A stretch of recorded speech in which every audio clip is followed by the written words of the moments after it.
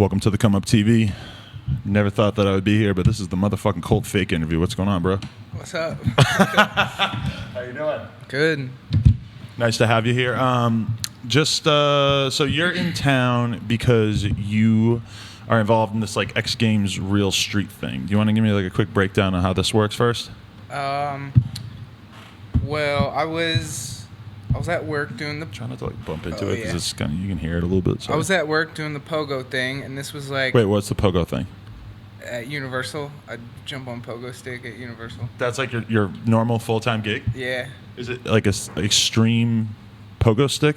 Yeah, but since it's at Universal, it's like they tell us not to take both hands off and not to do flips. Okay. But it's still like. Still like we're bouncing like head high and shit. But this is the stuff that I've seen like in the parking lot at like Do Tour and stuff where there's all these people trying to do like freestyle tricks with it, right? Yeah. How'd you get into this? Well, I was working for my dad's company that we build like stages and shit for Universal. Right. And he's friends with this like talent agent dude that they work together, but my dad's company is more like behind the scenes stuff. But this guy was like, "Hey, I know your son rides BMX. Why not be a pogo stick guy?" we need some people to learn how to pogo." Right. So, and it offered more money than I was making with working for my dad. So I was like, "Hell yeah, I'll learn how to do that." Is it easy and fun? It's fun. Yeah, it's fun as hell. You're really going like over head height? Like yeah. how fucking high do you blast up? Like, so the pogo is like air compression. Yeah, yeah. So it's like an air piston. And I put about like 60 psi in it. Uh-huh. And yeah, I just honestly pretend I'm riding trails and just do like X-ups and no-footed cans and right. Supermans. But can you do backflips and shit? Yeah, I recently learned backflips. Was that scary? You learn in foam or anything, or you just do it? Into the grass. Yeah. It took a while to like figure out how to set up for it, but then once you know where you need to be to set up, it's like easy. You do the fronties too? No, I haven't learned the fronts. Really? Are there dudes who are like unbelievably good at this? I'm assuming on like YouTube and shit. Hell yeah! There was actually just this thing this weekend called Pogopalooza in Pittsburgh. And did you consider going? Yeah, but I was here. So. You would have gone if it wasn't for this yeah. shit? Is it you could see somebody getting as obsessed with it as like we are with BMX or like we were when we were little kids? Yeah, it's like that fun? Yeah. That's tight. Yeah, it's fun. I even, like, I only had a work pogo, but after doing it for so long, I was like, I just want to buy one to have at the house. Just to do it in your yard? And watch my friends try and do it, too. Right. Yeah. Wow. So I was at work, like, in between shows, and this was, like, after me and Trey finished the Monster thing. Right. And Stu called me and was like, hey, well, actually, I had a text right before I was going on set that was like, hey, I have a huge opportunity for you. Call me when you can. Mm-hmm. And I had to go on set, so during the whole set, I was just like, man, what the fuck? What could this be about? Right. And so I called him, and he was like, I heard you just did the thing with Daryl. I was thinking maybe you and Daryl could team up and do this thing where we make a video part. Right. And it's like a video contest. And were you super surprised? Because you're not normally the guy who gets picked for that kind of thing. It was random as hell, and he asked me if I was into it, and I was like, yeah, like what? Why would I not be into this? Right. Yeah. And so what were the like parameters of filming a full street section? Do you have as much time as you wanted, or like I'm not really that super familiar with it? It was like a 3-month time. Right. And you could film the whole time if you wanted? Yeah, and it had to be all street. Right. No ramps, but you know, like if there was like a piece of wood in little the street, stuff, yeah. like, it's not like Rodeo Peanut rules. Yeah. Right. Okay. But yeah, and so did you get to film the whole 3 months, or did you have to just like set up a few filming trips? Yeah, because it was me and Daryl. Daryl lives in Texas, and I live in Florida, so we just scheduled a couple trips. Right. And how'd it go? It went good. It was fun. I actually know how it went. Am I allowed to admit that I know the results already? No. Okay. No, I don't. I don't know the results already. Yeah. I have a vague idea of your placement, but I shall not speak of it. Yeah. Who else was in it though? That like, because you've seen all the sections now. Yeah. So that's what you were doing here this week. Was just I could say that no one slacked. Nobody slacked. Everyone went hard. How many dudes was it? Like 8 or 10 or something? 6. 6. Okay. Yeah. Very interesting. Yeah. How did that ramp thing come about though? Because that was the ramp thing was random too. Fudger hit me up. Right. But you and Trey both don't ride for Monster, so I was a little surprised that you guys would be two of the dudes that they would pick. Yeah. Yeah, I guess they have a couple where it's Monster riders and then a couple that were just whatever. Like Chris Childs, I don't think he rides for Monster, does he? No, you're right. Yeah, but he did have like the craziest one ever. That's a good point. Yeah, his was sick. Yep. So what? They hit you up, and were you nervous about the idea of having to film like a full video part using a ramp? No, I was super into it because that's your style. Yeah, that's you like the right backyard up my ramp. alley. Yeah, that's like what you probably learned to ride on. Was like a 2x4s with a piece of wood. Like I made a YouTube video not that long ago that was like. Oh yeah. Well, I had the concept. It was like a 5-foot kicker.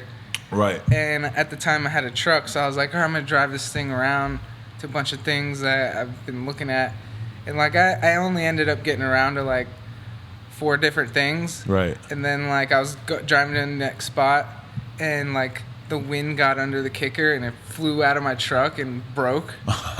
And so after that I didn't get around to like, because I wanted to do it all in like one day. Right. And then like after the ramp flew out and broke, I just like sat on the footage like, all right, when am I gonna finish this? And then I was like, I'll just finish it the way it is. Right. So yeah, that's like right up my alley because the way Florida is like, there's not a lot of perfect street spots like there is out here and shit. Yeah. But that's well, there's so many different ways we could go in this conversation, but yeah, like let's talk about your upbringing. Let's go all the way back because I do want to talk about like all the more recent stuff a little bit more, but I feel like I can't do it unless we kind of you're talking about Florida. We got to kind of set the scene. So what area were you born in exactly? Well, I was born in Lebanon, Pennsylvania. Oh, okay. Yeah. Until what age? Until I was 2. Okay. So I lived in Florida pretty much my whole life. When I was 2, you know what's funny? I was 2 years old. I fell out of a 2-story window. 2-story? Yeah. And like what? The second story window. Like, it's funny because it's kind of like one of my biggest drops. Yeah. And I kind of remember it. Like I remember I was in my parents' room. My mom was like blow drying her hair. She wasn't really looking at me. She was blow drying her hair. You're like that kid that Harambe killed, the gorilla. That would have been you too. All right, your mom's blow drying her hair. Yeah, and my dad's like leaving out the driveway. It's like a super long driveway, and I'm like leaning against a screen. Like the window's open. I'm leaning against the screen, like waving bye to him, and the screen pops out. And like I fell onto like some mulch or some shit, and I was all right. Really? It was that soft? Yeah, so that's my biggest drop was when I was 2 years old. Thank God that you didn't live in like Manhattan or something or like any city. Like that's so rare that like a fucking baby, like a baby, you could just crush it. Like I feel like that's amazing. So I've lived in Florida my whole life. Yeah. And so what are your parents like? My parents are cool. They're really religious, but they're still really supportive. Okay. I was going to ask, are they savage like you? But I guess if you're saying religious, no. Well, my dad's pretty sick dude, but he's definitely like calmed down. But so you grew up in the church? Yeah, pretty much. Like going to church all the time? Was like Catholic church? Like church? No, Baptist. Baptist. That's probably worse, right? Yeah, and then like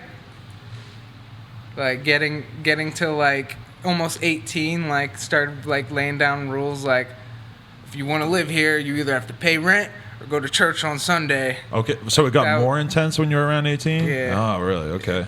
But yeah, so I started I used to skate back in like middle school, you know? Right. And then I was like 13, and I think I started going to like the racetrack. Right. And then I was skating, and then I remember this kid Jared moved in the neighborhood, and he would go to the racetrack, so I started getting back on the bike, hanging out with him, and then I remember like my skater friends were like, "Oh, you don't skate anymore, you ride bikes now," and I like poser, yeah. I denied it for a while, and then eventually I was like, yeah, all right, I'm a BMXer. Right. Yeah. It's always weird when you're a kid and you're choosing like your identity because it seems like the biggest fucking decision in the world, like to skate or to ride. Like you kind of know you got to pick one or the other. But what was like the BMX scene that you knew of at the time? Was there anybody around really that rode, or were you even aware of like the overall BMX culture? When I was like 14, 15, I would get rides to like vans, because we used to have vans. Right. And the Mission was around at the time. And then I remember when I was 15, I got my learner's permit like the day I turned 15, so that when I turned 16, I'd be able to drive on my own. And then since I was 16, it was like me and my friends pile up in my Ford Ranger, and we go out to Mission. And then Mission turned into Mesh. See, I always thought that you were probably a kid who started out like racing or something, just because you go so fucking fast and you have like crazy bike control. Yeah. But you started out mostly just hitting skate parks and stuff? Yeah, well, I'd go to the racetrack when I was like younger, but then once I started driving, it was like, skate parks. Right. And stuff. So like do you think that you became a rider and eventually like a very well-known rider because of the fact that you had access to these like indoor parks and everything? Because Florida had a real strong scene with that shit for a long time. I owe everything to Ricky Bates, honestly. Really? Yeah. Okay. Rest in peace to the god. How'd you meet him? I linked up with Ricky just in the Mission days, because I had my own little crew. We were from Ocoee area. Okay. Which is like 25 minutes from Longwood, which where Ricky was from and where Mesh was and stuff. And I had this little crew. It was like me, Kyle Painter, Dave Rytel, and my friend Justin Herndon. So it was always us. And like I get like just by meeting like riding skate park and stuff, like he got an interest in us. Right. And so was he like the older dude to you? Yeah. Yeah. But he wasn't even that. He's like a year older than me. But he was like a little more established and shit, and the whole scene thing. Yeah, for sure. And so like. Hey, but what was he like when you met him? Because he was straight edge and wore really, really tight jeans. I met him maybe 2004. He was salty. Yeah, he was a little salty. You know what it was, though, that was funny is that he was always into like hardcore bands and stuff. So even though this was before the come up and everything, he kind of like thought I was cool because he knew that I hung out with these hardcore bands from Boston that he knew about. So when I met him, he had like a bunch of questions for me about that and shit. Because I was like, it's funny too, because like I went down there and met him. I met like Mark Mulville. Johnny Devlin was like sort of like first entering his like when he started to like get attention and stuff, the mid 2000s. But when you met Ricky, like, do you remember what year it would have been or anything? Probably like, all right, I graduated in 06. Okay. So probably like 04, 03. Okay. Just like pretty much since high school, since I started driving, pretty much. So what was like your perception of the Florida BMX scene? He was like the first like really good rider that you met? Yeah, and I would see Mulville at Mission and Joey Worsty, right. And like, definitely looked up to all those dudes, and they seemed like, totally crazy to me at the time. Yeah. And that's probably how I became like so crazy, is because I was like, oh, I gotta show these dudes the straight edge dudes were crazy in their own fucking way too, though. It wasn't just like, oh, they're partying so hard. Like there was all these straight edge dudes and they were fucking crazy and they were just weird shit, breaking shit, burning shit. It's funny because Ricky always had like a stoner mentality. Yeah, I kind of had that vibe. Yeah. Yeah. And then I remember we were on a trip once. It was probably around like band four times. Mm-hmm. And like at first he would smoke. He would hide the smoking from us. Oh, smoking weed, right? Yeah. Because he like, I forget what year it might have been that he started like smoking and drinking a bit, but and he would hide it from us for a while, okay. just because he didn't want to deal with us like, oh, you're doing it, like hyping it up real big. Right. So he kind of hid it for a while, and then like we just slowly like caught on to right. it. Yeah. I don't know how the fuck people can hide smoking weed because you stink like it the whole fucking time and shit, I don't know. But yeah, when I first started like getting into riding street and stuff, it was with Ricky. Oh, okay. And like he'd always film everything, and I never thought anything of it because this is like before like YouTube videos and all that shit. There was DVDs, but it felt like it was impossible to have a DVD I didn't section, even know he was gonna make a DVD and shit. Like it was just. So this is before you even put out any band videos? Yeah. Oh, okay. It's like all, like, probably the naturalest way it could happen. Right. He just happened to be filming to the point where he had to make a video? Yeah. I feel you. So do you remember when he first asked you to, like, work with him or to, like, be a part of his whole crew at the time? Because it wasn't called band at the time, was it? Nah. No, not yet. Ricky and Joey, and Aaron, a bunch of people in Longwood, they were doing screen printing. Right. And they also had a little zine called Zine? Threat. Yeah, I can't let you call it Zine. All right, yeah. I mean, maybe you could say that. I don't know. Whatever. It might be Zine sometimes. I think don't it's care. Zine. Okay. Magazine. Magazine. Yeah, but so, like, when he finally was, like, putting together Band 1 and he had to come up with a name for it, like, I remember he was asking me, like, should I stick with the name Threat or should we go with something new? Right. And in the first band, we used Band in DC for, like, the intro song. Right. And we just changed it to Band in Orlando. Yeah. I was like, let's just stick with Band. It took till Band 3 that we just dropped the in Orlando, and it's just a band.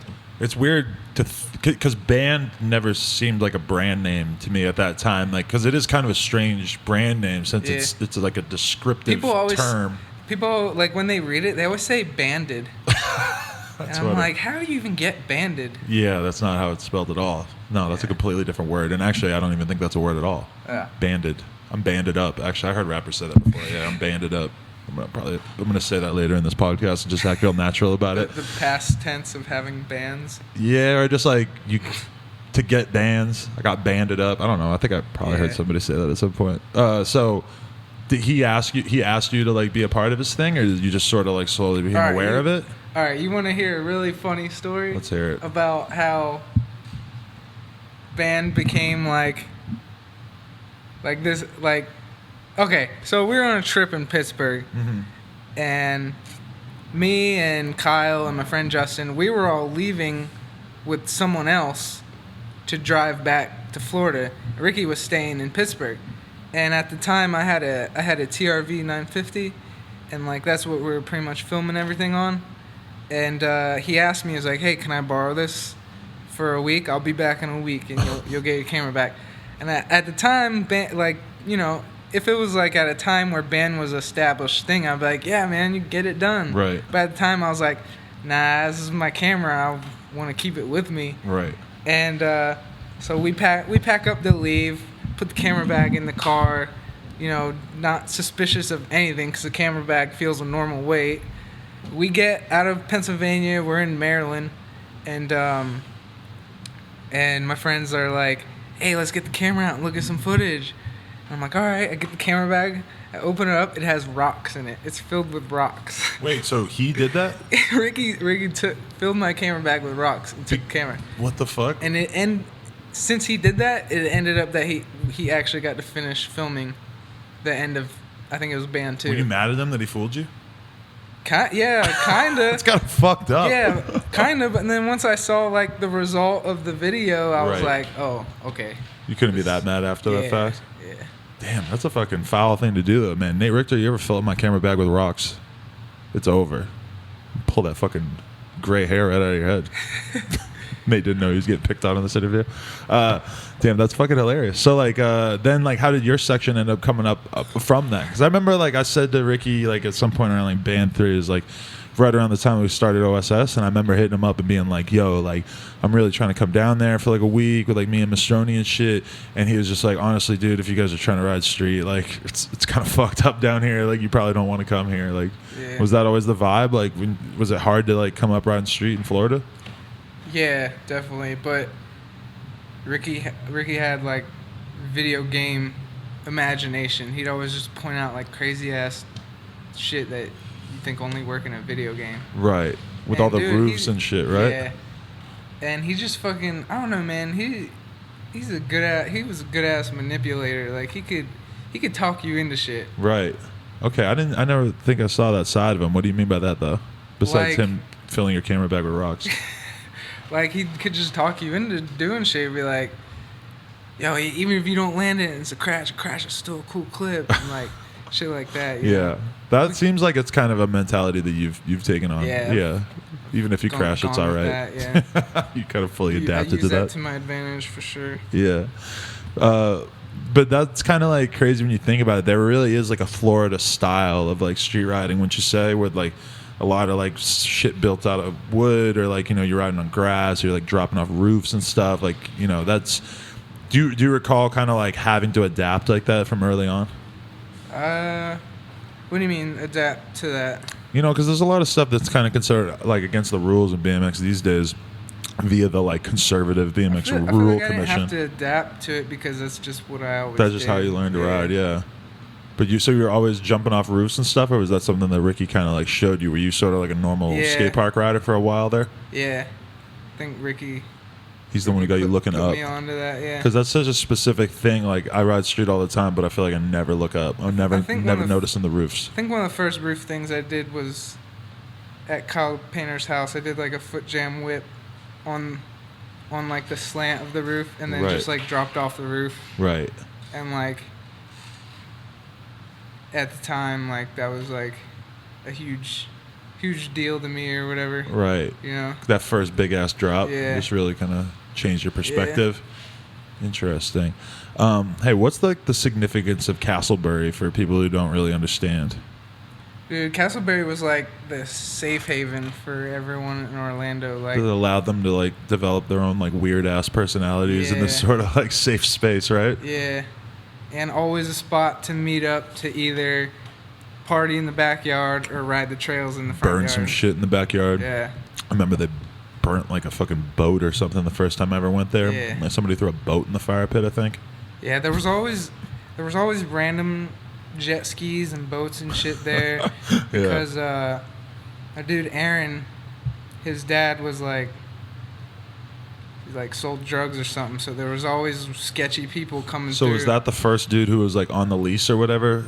Who, Aaron? Yeah. Yeah. Okay. It was his dad's, but I think he took over it after his dad left or whatever. But you're not talking about that crazy ass old man who lived there for forever. Yeah, Paul. That was his dad who like was there the whole time? Yeah. Did he get like progressively crazier over time? Yeah, but then he definitely like peaked, but then calmed down. Oh, they calmed down after that? There was always like sketchy people coming through there to like drop off boats for drugs and stuff, like random shit like that. But it never seemed to me like the Florida like scene like that you guys were like super into drugs, even though apparently you were hanging out with all these fucking weird ass people. Or am I wrong? Probably maybe I was just blind to it. I don't know. I feel like probably because we saw that, like we didn't. Well, Florida is kind of. And we had dirt, and we had. You had dirt sick ass dirt jumps in the yard. Who needs meth when you got an 8-pack? Yeah. That was like our main concentration. And you guys were fucking young then too. Yeah. Yeah. But you were you guys all like partying pretty hard though when you first moved into Castleberry, or like what was like a day there like? When did you start staying there? Castleberry's pretty much where I learned to party. Yeah. Like sitting around the burning boat, drinking fucking Bud Light. Yeah. Shit. One time I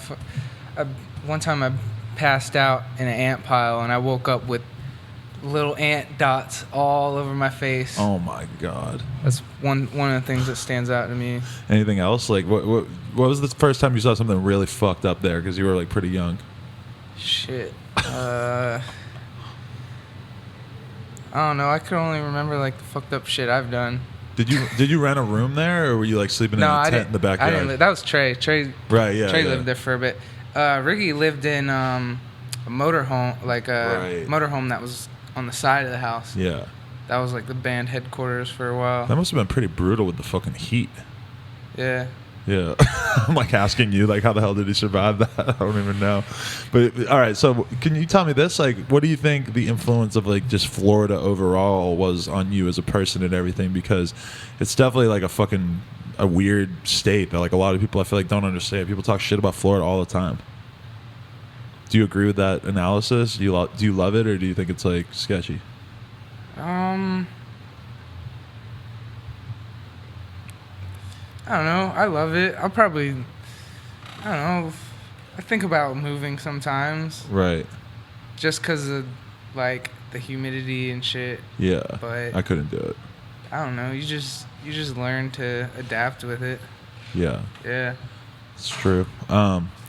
So. Oh yeah, here for Kicks. That was out of Castleberry too. Remember Here for Kicks? Yeah, but what was it? Greg Smee. Yeah. Where the fuck is he at? He's in Pittsburgh. Haven't heard that name in a long ass time. He still rides and shit though? I think so. He sent me a couple clips for Band 5. Oh hell yeah. But I think he's like has a band and stuff now, doing that whole thing. Nice. Yeah. Doing joining a band and like, or that's interesting though. How you just flicked a roach on the table. I appreciate it. It's like we're at Castleberry right now. Yeah, this place ain't no much better than that. Oh yeah, so Castleberry though, like how did you become like the kind of rider that you are as opposed to becoming like a trail rider or whatever? I feel like that's kind of the direction you could have gone more in, but instead you became this just sort of psycho fucking street rider. I don't know. I feel like I don't know. I love park and I love trails, but there's nothing that beats like going to explore a new city and like getting lost in a new city. Yeah, is pretty fucking awesome. Like just having no worry about like where you are or where you need to be. Right. I don't know. It's like one of the best feelings. Yeah. And like Ricky was always like the leader. I never had to worry about how to get back to the car or anything. It was like Ricky had a really good sense of direction. Did he like having somebody like you where he could sort of point you at a setup and be like, yo, maybe you should do this? And he would do that to all of us, yeah. Was it sort of a scene where like he was not feeling it if you weren't really trying to go in? Like if you were going to be a pussy about something that you were going to get made fun of and stuff? He'd bribe you. With either like a couple bucks or like some beer or sub or something. Some food. Because he just wanted the footage real bad and like he just wanted somebody to do something? Yeah. That's dope. I think you would be good at that role though. You seem like the kind of guy that if I was like, hey, grind this 30 stair rail and I'll give you a sandwich, that you might be like, all right, yeah, that's fair. I remember one time this isn't even riding related, but my friend was on a trip with us to Pittsburgh and he had like no money left, and Ricky bought sushi, and he had like a big glob of wasabi on the side. He's like, hey, if you eat this whole glob of wasabi, I'll buy you a chicken sandwich at McDonald's. And he's like, all right. So he was, I don't know, he's just always like trying to make shit happen for like his own entertainment, you know? Right. You need that, you know? Because it's like if you have a whole scene full of people that want to sit on the couch and smoke weed and not do anything, then nothing's ever going to get done. You always just need that one ball energy type person, you know? Never mind the person who picks up the camera and shit. Did you feel like you... Well, when would you say you got sponsored, per se? After Band 2, Ricky made a video called Crazy Colt Remix on Vimeo. Right. And it was a mixture of my Band 1 and Band 2 clips. Right. And that started to go pretty big online at the time, right? Yeah. Yeah. And this is back in MySpace days. I got a MySpace message from Sean Burns. Really? Yeah. Which was fucking crazy to me. Like, what the fuck? This is all new to me. Because he was probably a superhero to like you and Ricky, huh? Yeah. Yeah. And just the whole like that was like, you know, kind of the beginning of the whole like videos on the internet and stuff. And I was like, damn, this dude's reaching out to me because he saw a video of me online. Like, right. Yeah, and at the time he was on Metal. Right. Yeah. Okay. So he got you on Metal? Yeah, so he got me on Metal. And then like fucking Metal. It's crazy to even think about Metal these days, man. Yeah. What happened to Metal? I gotta get Jimmy Levan in here. I don't know if he's still doing that. Jimmy Levan. Yeah, that would be fire, right? Yeah. I used to party with Jimmy Levan, dude. Hell yeah. I mean, a few times. I'm glad it was only a few times. I'm glad it wasn't like a few years there or something. I'd probably look a lot older right now. Nate Richter looked like you've been partying with Jimmy Levan. Yeah. So Burns was pretty much like, I don't know. He's pretty much like running Metal at the time. Yeah, because Jimmy was sort of involved. Yeah. And so yeah, he got me like a frame and some parts and stuff, and then he got Jeff Allen to like do a sturdy wrist for me for Dig, right? Yeah.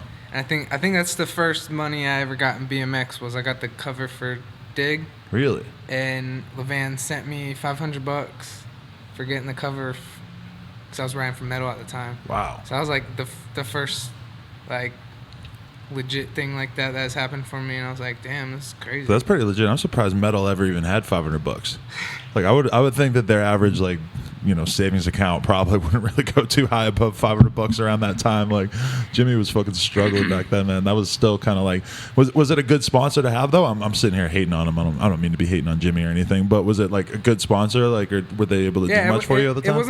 It wasn't that long, so it was kind of at the end. Yeah, that's what I'm saying. Yeah. So like whatever I filmed for like metal, Burns just ended up using in Surfing for the Ugly Broads. Right. Like. Was that weird for you when Burns left metal to do the Bone Death thing? Because it kind of I kind of saw it happen. You saw it happening.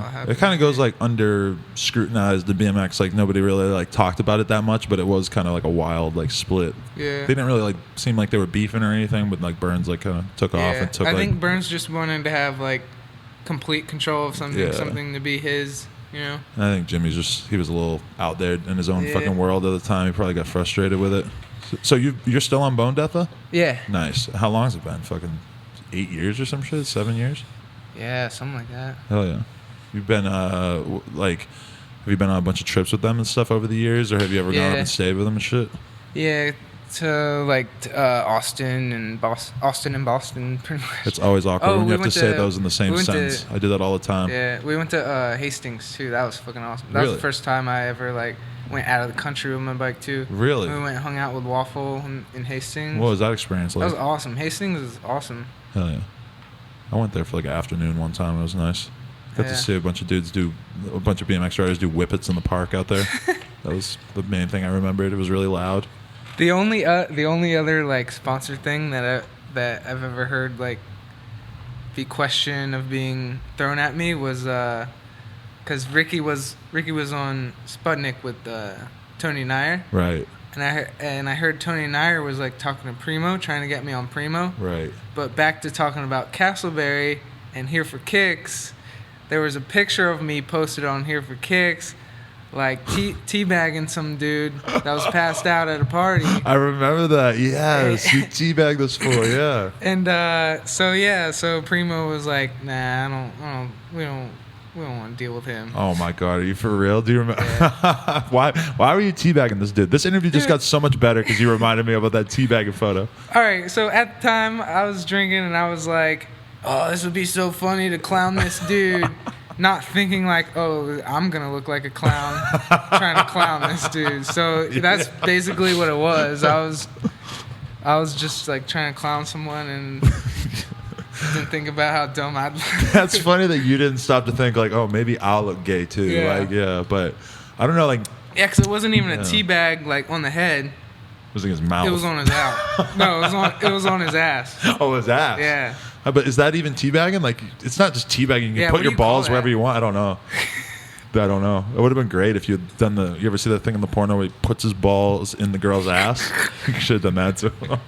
That would hurt. It seems like that would squeeze your ball. That's why I always think about that. You ever have a girl sucking your balls and she's and it hurts? She sucks it wrong and ugh. Yeah. I get super sensitive as soon as they even get down there.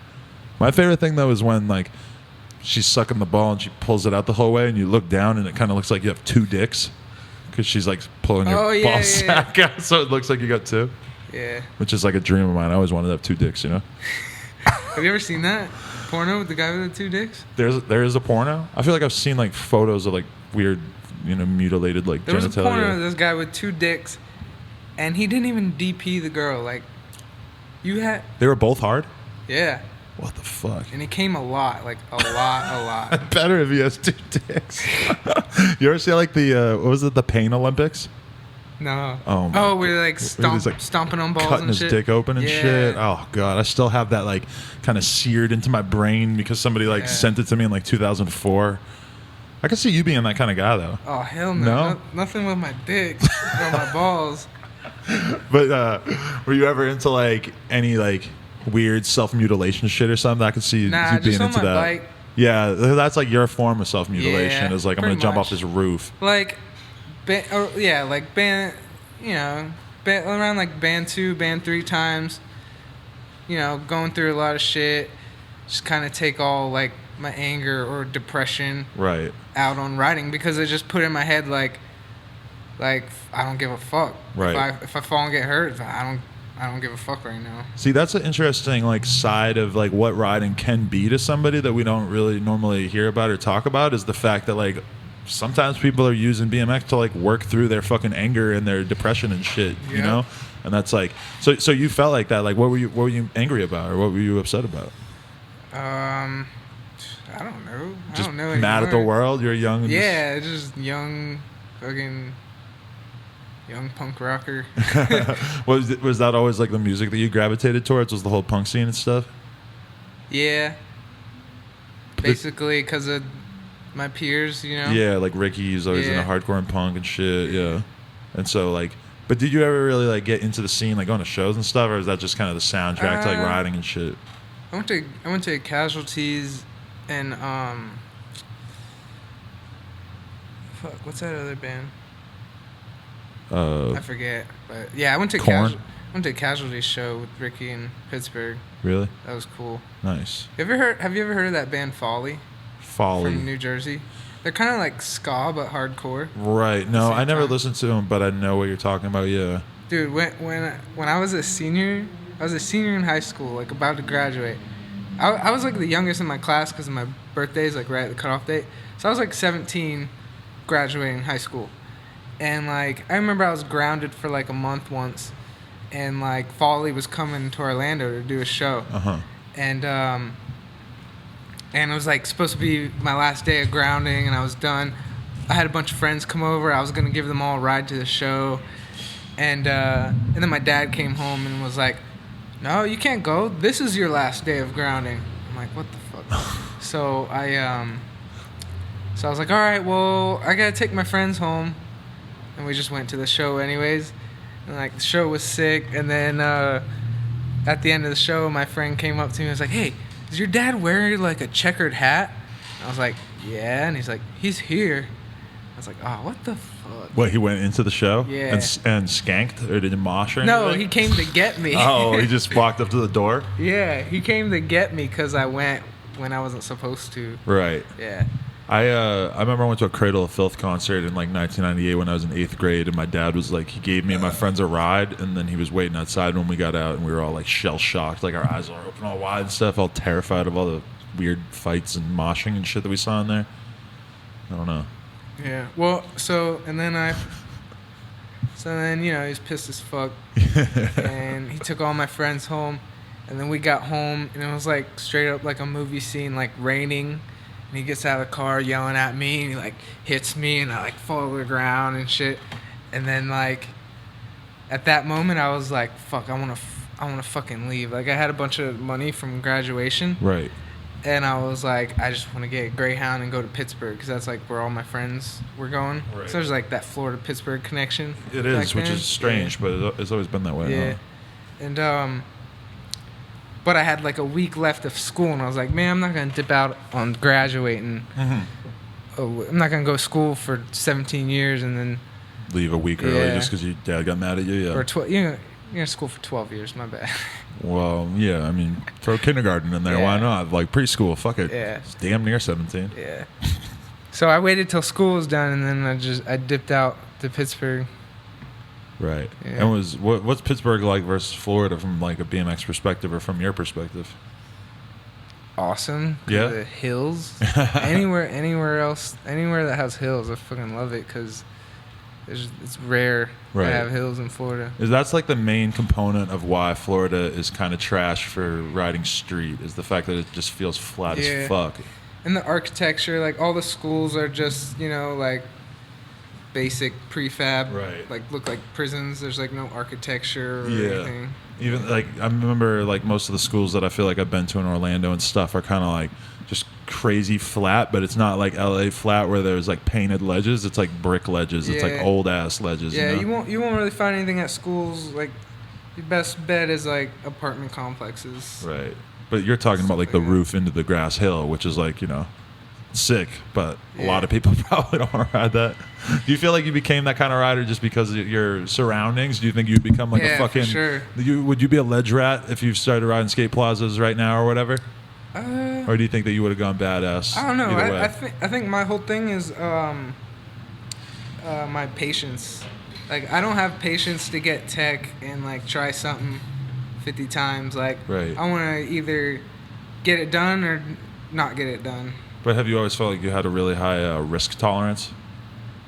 Like you were basically just down to send it and didn't give a fuck about getting hurt or whatever since you were really young? Yeah, my friends always say I'm good with, like, just turning my brain off. Right. That's the key component. A lot of guys I've known over the years who are the really crazy savage ones, that's what they can do. Yeah. Which is pretty fascinating. I'm sure, like, if you're fucking Matt Hoffman, you probably had to learn how to turn your brain and your fear off at some point. Have you had, like, crazy injuries since you were super young? Crazy injuries? Nah, there's this... Nah... No, really, not that bad. Knock on wood, I haven't, like, broken any serious bones. Really, just some concussions, and there was, like, a curved wall ride once that I slammed into and, like, cracked my scapula. You're a lucky fucking man. I thought you were gonna tell me that you've been in, like, the hospital half your life because of the way you ride. That's crazy. Yeah, I don't like to, like, brag on it either because I feel like I'll jinx myself, you know? It's funny, though, when you once in a while meet, like, a rider and you realize that they've never really been hurt that much. Because it's so rare, you know? Like, most people just get hurt all the fucking time, you know? Yeah. That's crazy. Yeah, one of my biggest fears is, like, knees or wrists. I never did the knee thing, and I've just seen every single person. I know that if it did happen to me, that I would just be like, oh, okay, you lucky fuck. This is what you were waiting for your whole life. Yeah. Yeah, it's crazy. What but what was I gonna say? You're riding, like, I completely lost my train of thought there. Oh, I wanted to say, like, oh yeah, with Band 3, would you say that was when with Band 3? Would you say that was when you actually, like, really started to get attention? Because I remember that was the section that got posted on the Come Up, like, mad times, and you got nominated and shit, right? Yeah. So was the process a little bit different filming for that section, or did you know that you were gonna have the banger and stuff? No, it was just, I don't know, man. I feel like all the bands just were, everything just happened so naturally, like nothing was forced. Right. Yeah. That's dope. But so was it shocking for you to see the reaction that video part got? Oh, hell yeah. Yeah. Dude, I remember when I was nominated, I was like, dude, I gotta go to Vegas for this. It was so sick. And, like, having VIP at Nora Cup. And I just turned 21, too. Right. So that was, like, huge. Getting VIP at Nora Cup and getting free drinks. Yeah. That was, like, the highlight. So this is a crazy experience for you. Do you remember, like, any, like, insane details that occurred on that night?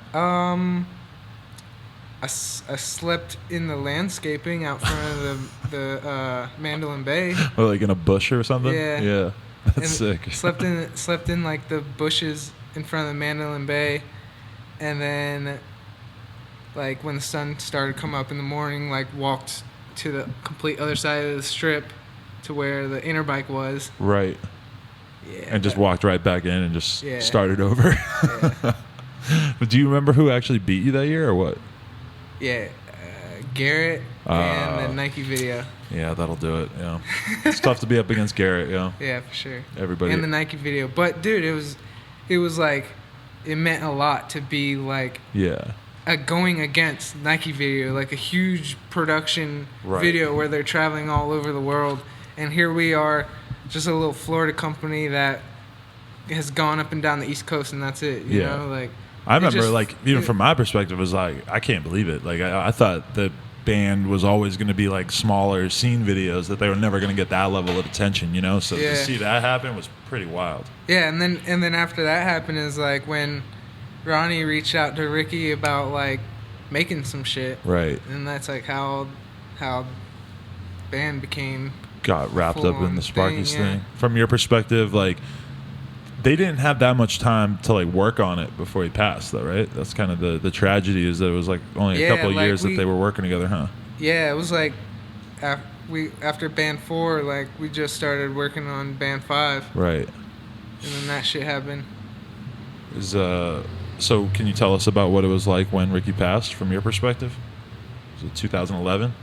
Yeah. Oh, dude, it felt so shitty because, like, it was just him and Gary that went on the trip from Florida to Vegas. Right. And I didn't go on the trip because I was like, I'm just gonna fly. I'm gonna bring my girlfriend with me, and we're just gonna fly. Right. And then like flying back, and like you can't help but to think like, damn, if more of us were on the trip, maybe it might not have happened. Or if you'd stopped at the gas station for 5 seconds longer and everything, because anything could completely change how it actually unfolded. Yeah, it sucks to think about. Like it took so long for it to like sink in for real. Like what's really going on? Yeah. It was crazy because I was going through some shit when I found out, so it's like I felt like I really didn't like process it. That's like and that's like the closest person I've ever had pass away to me. Like I've had like grandparents pass away, but you're not like close. It's like supposed to happen. It's like you're fucking 80 years old. You're supposed to, you know. It's like when it's somebody who's in their 20s, it's just kind of so shocking. But so I don't know. Like, what do you think the impact was on the scene? Was it tough to see, like, because that's like a person who like sort of was like the bond that held the whole scene together, right? Yeah, we were really positive at first. Like, we're gonna keep this shit going, and like. Because Ricky, at the time, after Band 4, Ricky started putting out web videos, like little mixtapes. Like, he tried to do one at least once a month. So, like, once I became in charge of it, I was like, all right, I'm going to try and stay on that streak. But it just becomes hard because Ricky he had multiple checks coming in for riding. Right. So he was able to not have a job and focus on band all the time. Right. But then now, since he passed away, it's like all of us other dudes on band, we all gotta pay our bills. Yeah. With a regular job, Is it hard to like keep the whole crew together and keep them riding and stuff? Yeah, not at first we were all super like positive about it and stuff, but over time it's slowly like. I mean, anytime you get older, that's what's kind of weird is that the riding crew, like, sometimes you'll see kids online be like, oh, like, it sucks so bad that this crew broke up or this team doesn't hang out together anymore. But it's like, it's not even necessarily that. It's just you get older and just a lot of dudes stop riding or dudes stop hanging out. Yeah. This September will be 5 years. Since he passed, yeah, that's true, yeah. And we're like really trying to get it done by then. Right. The Band 5 thing, because it was already in the works when he passed, right? Yeah, a little bit, yeah. A little tiny foundation? Yeah. That's dope. And like his computer was in the crash and everything, and it got all fucked up. But we got the hard drive put onto like an external drive. Right. So we got some shit saved. So Ricky is going to have like a full section in Band 5. Holy shit, Been really? Sitting on it for 5 years now, but it's timeless, so that the time don't even matter, Yeah. And that's the other thing, like I want to get the video done by September, but it's already been 5 years, so I don't want to like just finish slapping it together. Oh, that's me. Yeah. I don't want to like just finish slapping it together just for the anniversary and have something like to me which would be incomplete. Like it's already been 5 years, so what's a little bit more time to get it completely done the way I want to get it done. Right. Who else could you imagine having full sections in it at this point? Got Mulville full section, Kyle Painter, Tom Malinu. Oh yeah. So it's still like a lot of the OGs. Yeah.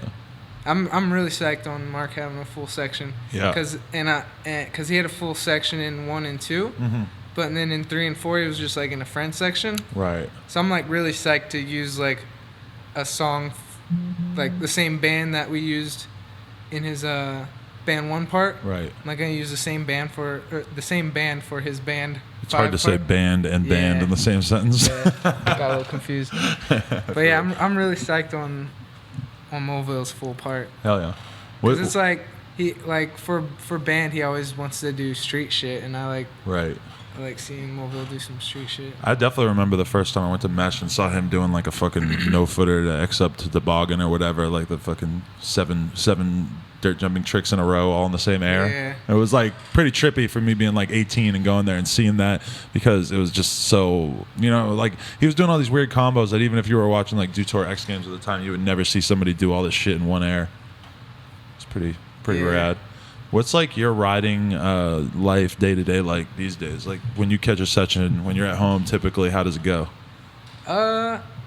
Honestly, I don't get to ride every day these days. Yeah.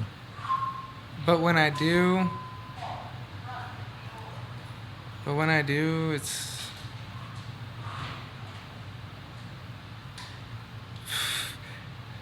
I don't even... like, I don't know, man. I don't... trying to think of what I even ride these days in Florida. Yeah, how's it? And I don't really ride much of anything in Florida these days. Because, really? like, Mesh is in there. Oh, and, like, not even a couple months after Ricky passed away, the city took away Castleberry. Right. It's like, they fucking hit us when we were down, man. It was... Back to back with that shit, huh? Yeah, it was so bad. Damn, that is crazy. Yeah, I mean, last time I was in Orlando, it was a pretty weird riding scene, too, because it's all these, like, kind of not that great outdoor skate parks that you got to pay, like, $4 to go ride for, like, 3 hours. It's ridiculous. You go to any other state, and every state has a free concrete park. When you come to Florida and the concrete parks, you got to pay. Yeah, it's weird. It's weird. Everywhere you go, like, I don't know, it's just... It's so strange how, like, all the skate parks out there are, like, privatized, and they, like... are trying to run them as businesses, but it doesn't seem like the businesses really make that much money, because if you have, like, 20 kids going to a skate park in a day paying you $3, it's like that's like, a real business. Like, it's just like, why isn't this shit just free? Like, the fucking city it's like should... Vans is gone, but all the concrete shit that's outside, it's still there, right? But do they have it open for anyone? No. It's just all on lockdown. It don't make sense. Yeah, it's crazy to see how. Would you consider the Florida scene to be, like, sort of hurting right now? Because I went to that. No, actually, like. Yeah, I went to that Sparky's Jam, and it seemed pretty good. Yeah, the new generation of kids is, like, really thriving. Like, you go to contests and stuff, and, like, everyone's killing it. Like, the whole younger scene.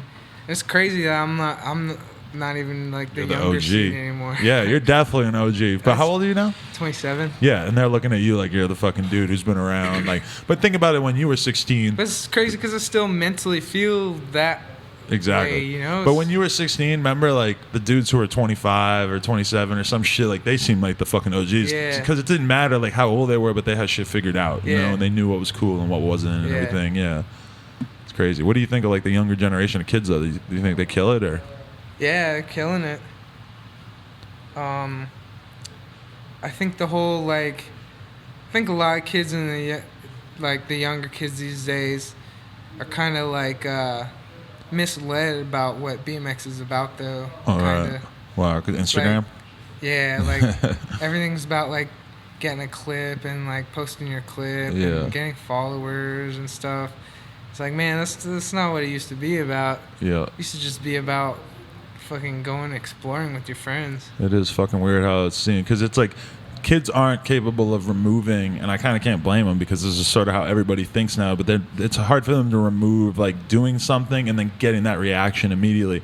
Whereas when you think about when you were 21 or whatever, it's like, if you got a fucking clip of you doing a big gap, it's like, there's no way that you were going to get any kind of reaction from anybody besides your friends until you put it out 6 months or a year later. Like, it's more instant gratification these days. And it's weird to be a kid and to be, like, standing there looking at this 10-stair rail thinking, if I do this, I'm going to get 40 likes and I'm going to get 5 comments and all my friends are going to know that I did this rail. Like, and you kind of can't blame them, because it's like, when I was a kid, I wanted to prove myself to my friends or whatever, like, by learning to do some tricks or whatever. When you're 15, 16, you want to do that shit.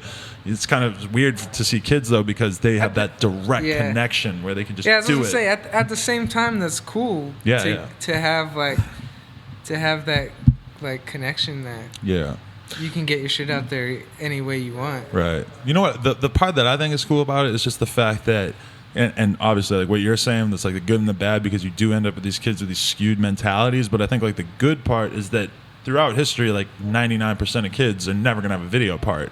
So for them to be able to take their 10-stair rail and put it on Instagram and get some fucking satisfaction out of it, it's like, well, that kid was never going to have that clip in a video, or he was never going to have a video part in the first place. So it's cool that he's able to experience getting feedback in some way, even if it does kind of taint the whole experience in a way, I guess. Yeah, it's kind of cool to be in the position now to, like, put on these younger kids too. Right. But with band, though, we just try and make sure, like, they're in it for the right reason. Right. Do you feel like kids like understand sort of the impact of the band videos and everything, or is it a little bit like because kids are so young now, it feels like it's hard to?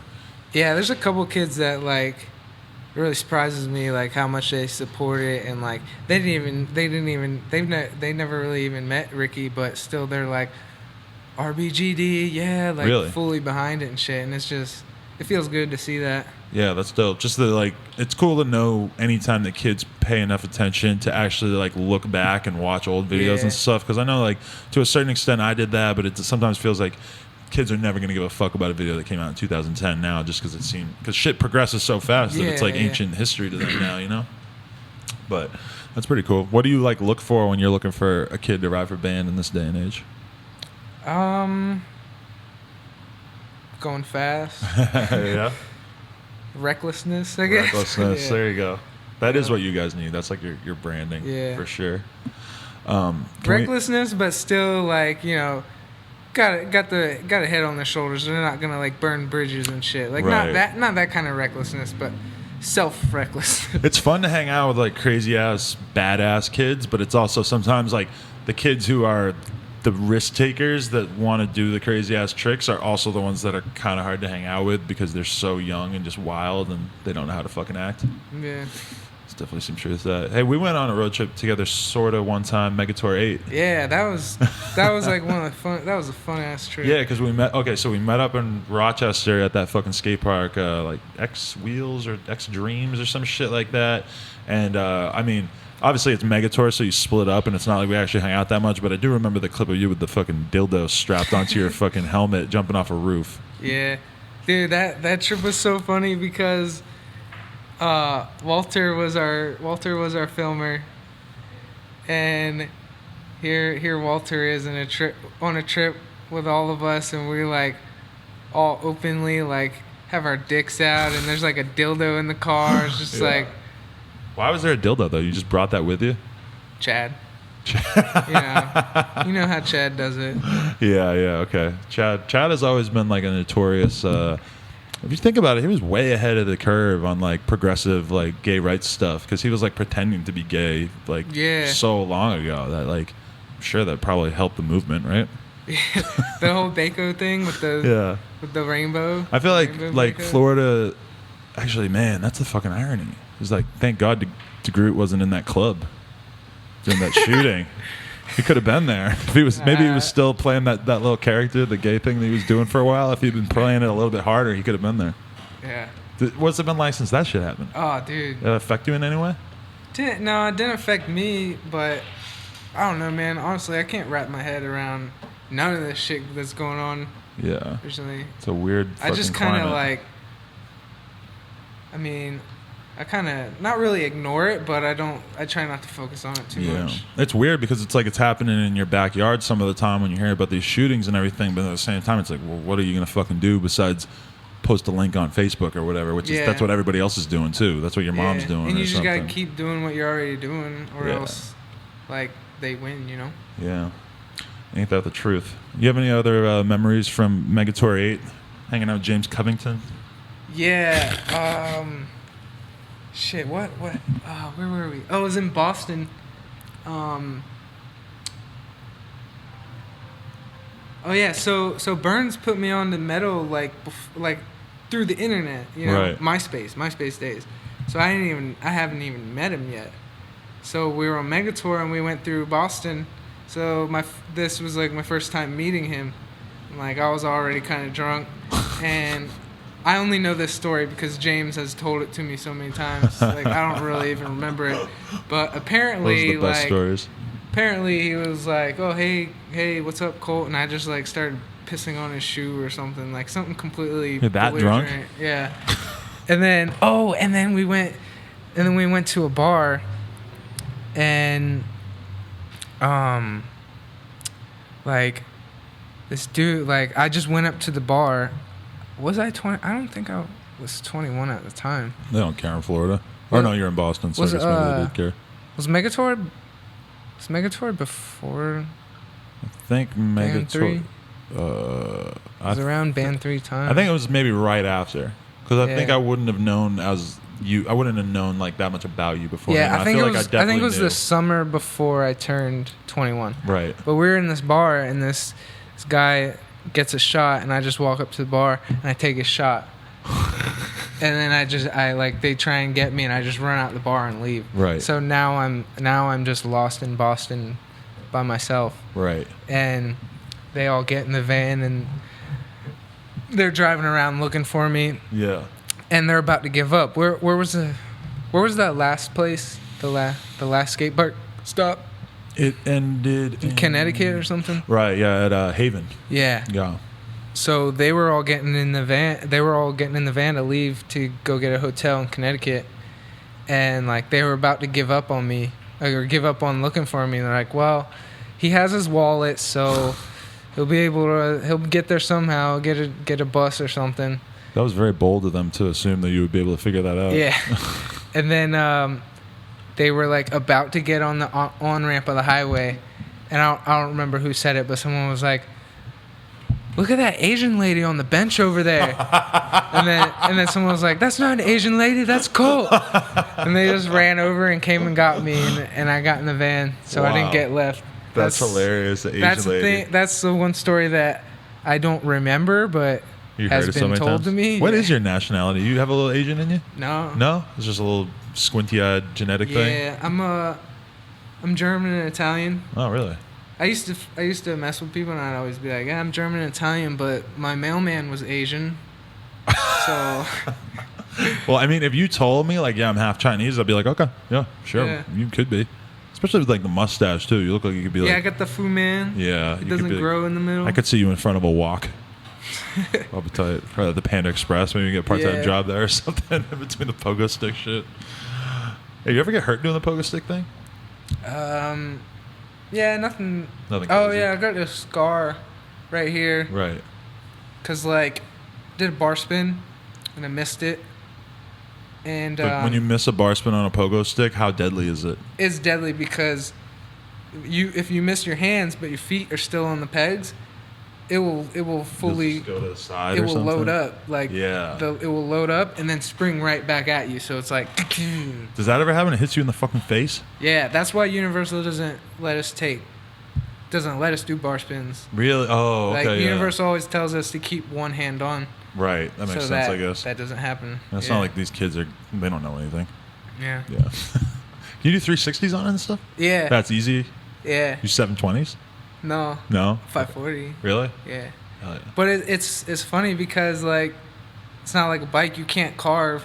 It's right, that's what I'm thinking. It's all yeah, in your like head. Yeah. Which I've actually. All right, so I feel my BMX style come out on the pogo a lot. Really? Yeah. Yeah, and like even the other dudes that like pogoing is like what they do. Right. And then they see me pogo for the first time and they're like, "Wow, you got a really unique style." Really? And That's cool. and I'm like, "Well, it's because of BMX." But there's one thing where I've noticed pogo come through in my BMX. Not only, I started doing Supermans because I was doing Supermans on the pogo so much. Right, training, yeah. Yeah, so it kind of went hand in hand. But I remember this one time I was doing like a rail ride to 360 off. Uh-huh. And you can't really carve to 360 on a rail. Right. So it was like all in the head, and I did it, and I was like, wow, I think I did that because of 360 on a pogo. Gave you the experience. Yeah. I kind of have a similar story. You know that store Brookstone in the mall? They sell like the vibrating chairs and shit. They sell vibrating chairs? Yeah, they'll sell like, you know, like a massage thing or like a stress balls and shit like that. Like, but I worked there like over Christmas one year, and they had like, it was when Razor scooters first came out in like 1999, and there was one of them sitting out back, and I used to get on it, and I remember I used to just do X Up Ride 180s on it, like by myself in the back of the store. Yeah. And then I went home and learned it in my garage, and I was really, really happy. But that was like pretty funny because I was thinking at the time. So scootering helped you with a BMX trick, huh? Adam 22 used to be a scooter. You could put that as the headline on your fucking blog post, guys. Anybody out there want to do it? No, yeah, but at the time I didn't think it was that, like, I don't know. I just didn't really think about it. But now when I think about it, I see a lot of these kids who start out on scooters and shit, and they end up getting really fucking good at BMX. Yeah. Or like some of those dudes, like that fucking Ryan Williams kid is like invents fucking jumping tricks all the time, like way crazier than any actual BMX riders do. I'm pretty sure. That's fucked. I never thought we'd see that day. That's cool though. Yeah. Good for him. I ain't mad at it. I'm glad that I'm fucking older now because I'd probably be the biggest fucking hater if there was like I probably would have had like a anti-scooter like fascist group. Like I would have been marching in the street to destroy scooters. If I don't know. Maybe not though. Maybe I wouldn't have grown up as angry. It's hard to imagine. I probably would have hated that shit. It is hard to think about what it'd be like now us growing up with the technology. Exactly. Because we grew up while the technology was growing up. And then and then all of a sudden, like we're older, and obviously we're different generations because I'm like 5 years older than you, but we didn't grow up with it. So now it's like interesting to try to wrap your head around it. But that's why I'm always interested when I meet like an 18-year-old kid because like they came up like that, like they've had this in their brain since day one. Like, I got a 3-year-old son now. Yeah, that's what we gotta talk about. It's crazy to see. He knows his way around a tablet, like from as soon as they're born. Yeah. When he gets my phone, he knows how to open like. He can't undo my lock screen, but he knows how to pull up the camera and take pictures. And it's funny to like later I get my phone back from him and go through his pictures and see everything from like his perspective, like down here. It's hilarious. It freaks me out with my nephew because like he knows when my sister's filming him, like when she holds the phone like the right way and stuff. Like he can totally tell, which is really trippy because it's like the phone does a million different things. Like I understand that the kid would see a camera and know that he was being photographed or filmed or whatever, but just like seeing them play with iPads and shit, it's like I'm sure you've had this experience. Like you see them playing with the iPad and you're like, how the fuck are they this smart and this good at it? Yeah. That's the generation of kids that's not going to even know how to open a magazine. They're going to think it was such a weird thing to have paper fucking stapled together. Yeah. I've thought before too, do I want to like, kind of keep them away from it, but at the same time it's only going to keep getting bigger, so you don't want them to be behind in it. Did you have your parents like trying to make sure that you like didn't sit on the computer too much or like try to make it so that like we were talking about our parents not wanting to get call waiting the other day? Like that's like I feel like when you were a young kid, like from our generation, the old folks were always just hating on fucking technology so hard. Like they just thought it was bad no matter what. Yeah. Which is like, I mean, I still, like, if I had a kid right now, I wouldn't want him to be sitting on the computer 10 hours a day when he's fucking 9 years old. But I don't want him to see me. I don't want him to see me like on my phone all the time. Living your life through there. Yeah. Yeah. Like, oh, this is the normal. Like. But so what is this? Like, how did you end up with this ebony fetish? Because I'm pretty sure I have the same affliction. Dude, I don't know, man. Like, white girls. They suck. They're horrible. I'm not going to say, like, all. You can't put them all in one box and say they're all boring. Put them in a box and mail them back to fucking Germany where they came from. But yeah, man, I don't know. They're more interesting. They're more like, I guess you can say stubborn. So you need somebody that's going to be a little bit rigid with you. Yeah. I could or else see that. It's just going to be boring. I don't want to be able to push you around all the time. Right. Like, I definitely like being dominant. And it's definitely better to be dominant on a girl that still holds her own rather than a girl that's just like. But was this always kind of your thing? I think you just always felt drawn to that? Because to the average person, they're looking at you and they're like, nah, he would never. I think back in high school, like it was not. I think back in cause my school was a lot of black people in my school. Right. But I don't think it was always like. Not even a fetish or like. Yeah, am I wrong to call it a fetish? I don't even think like I wanted to like I was interested in dating any black girls back in high school, but I was always like I always enjoyed entertaining them because they always thought I was funny and they would always laugh at my shit, at my antics and shit.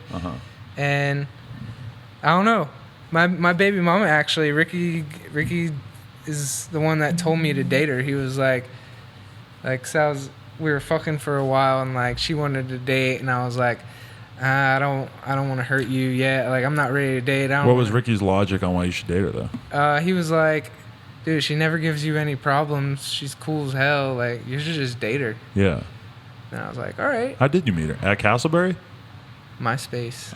Good. I thought you were saying for a second that she was like hanging out at Castleberry, and I'm like, I don't trust her retroactively. Then MySpace, what? You set the filter to like African American only on there? Or whatever? I don't know. She just like lived in the next town next to me, and I don't know, came across her.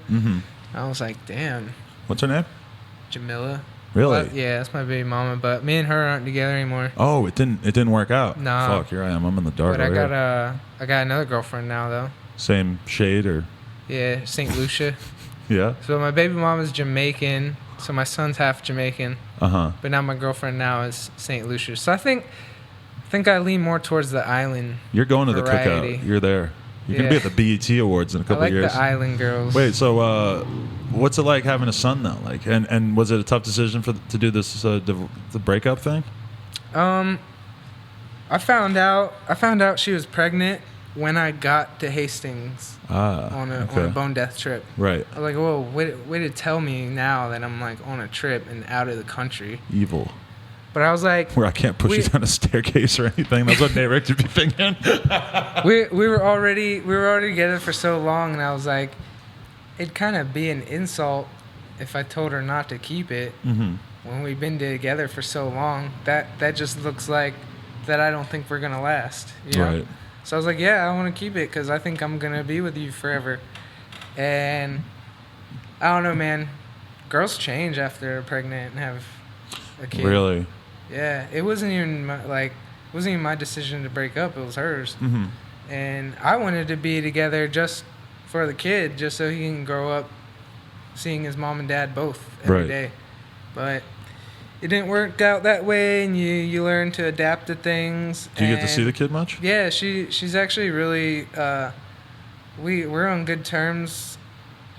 We pay for everything like half. Okay. And our time is half, and we didn't go through like the system to get anything done. It's all on our own decisions. Well, that's good. That's probably got to be the thing that makes it fucking terrible, is having to deal with the and having court child support and shit. Yeah. I know some people that they have child support and they couldn't make a child support payment. Yeah, and boom, they're in jail. The government takes their driver's license away. Right. Yeah. And it's like, how do you ever expect me to pay this bill if now I can't even drive? You get your license taken away, then you can't go to work. And you're just constantly in a hole. There's a lot of motherfuckers in jail from that little trap right there. Yeah. You hear about that all the time.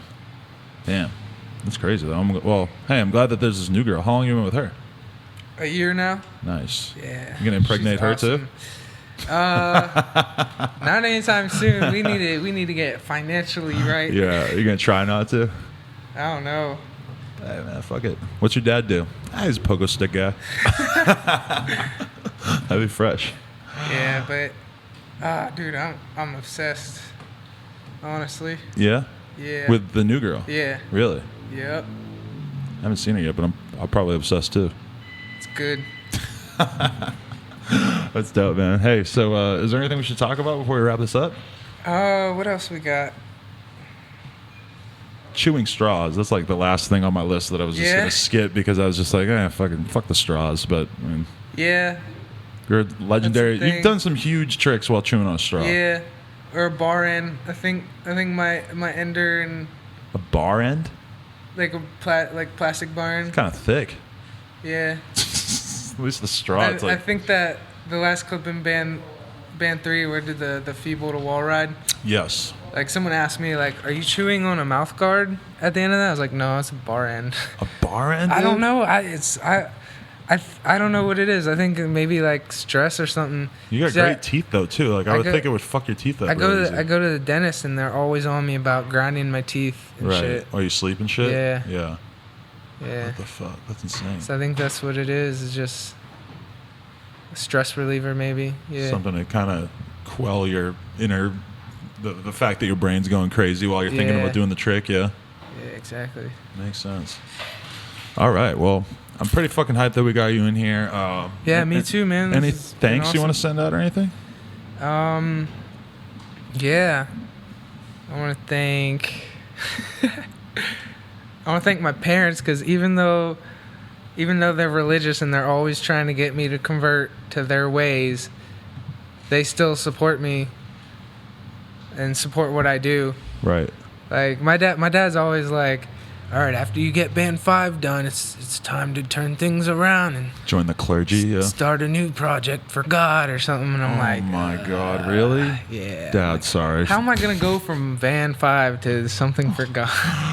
Oh my God. You should. You know what would really piss him off? become a fucking Muslim or a Jew or something. Take on a totally different religion. He's really gonna dislike you then, yeah. Yeah. So yeah, I thank my parents. I thank Burns for always believing in me. Mm-hmm. And yeah, Ronnie for putting band on to bigger things, and my friends, and yeah, and everyone that supports band and Bone Death, and yeah, just trying to make the shit keep going. You know, it's been like I'll be honest, it's been really slow lately. I haven't made like a new shirt in like a year or two or something, but I don't know. I just want to get this video done and like revamp the whole thing again. It'd be sick. Hell yeah, that's sick. Yeah, and thank you too. Hey, my pleasure. Been a big fan for a long ass time, and I guess we got to get you on a plane. You got to be on that flight in about 2 hours. So Colt's headed off to LAX. I'm headed off to find some Pokemon. Actually, I'd like to thank Colt because I didn't know that I could use the what was it? The incense. I used the incense to get the Pokemon to show up here. So thank you very much to Colt for the tips. I'm gonna go watch some tutorials now. Thank you very much for coming in. This has been TCU TV. Check us out on SoundCloud, YouTube, iTunes, and thank you to my Mexican lawn gnome, Nate Richter, for watching the door. All right. And thank you to that fat white cat over there too. Peace.